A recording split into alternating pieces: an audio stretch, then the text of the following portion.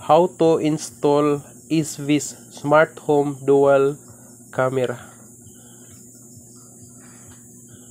So ito po yung natapos natin na install. So ka-receive ko lang ng delivery ng order ko sa galing sa Shopee. Camera to ang laman nito. So, i-check natin pag okay ba yung loob nito.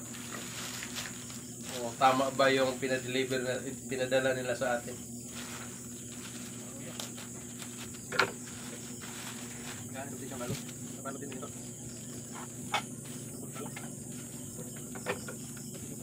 Dito mag-unboxing na tayo.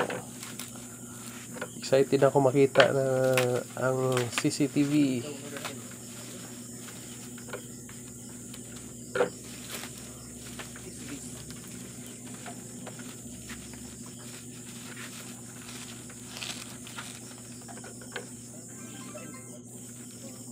So yung nakakabit sa gilid, ano yun, SD card.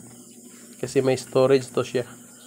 So yung pinili ko, 128 GB na storage yung kinuha ko. Mayroon pa siyang mataas, 256. Mayroon ding 16, 32. So depende yung price niya.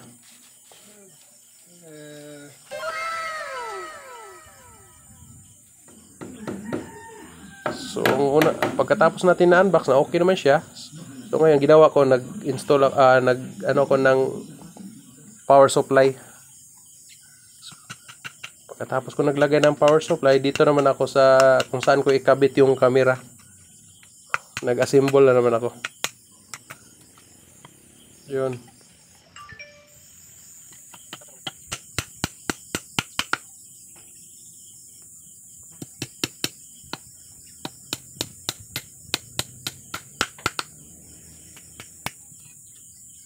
Maganda kasi yung may lagayan. Yan. Tapos akyat ako. Dito ko may kinabit sa gilid. Yung sa pinakagilid ng bahay namin. Para dual camera kasi to, hindi to sa terrace yung isa. Yung isa sa likod. So, install na to. Tang-tang dayan pinduton ni dire duha kini dire.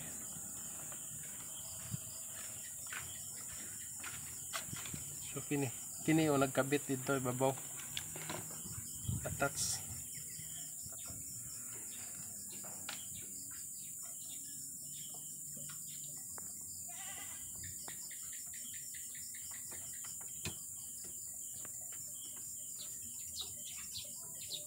Yan, sinuscrew ko yung ano. Hindi na to. Salpak na natin to.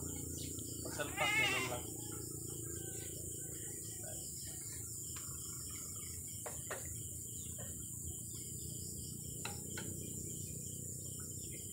Yun, tumunog na. So, napasok na yun. Dito, i-choke na natin dun sa power.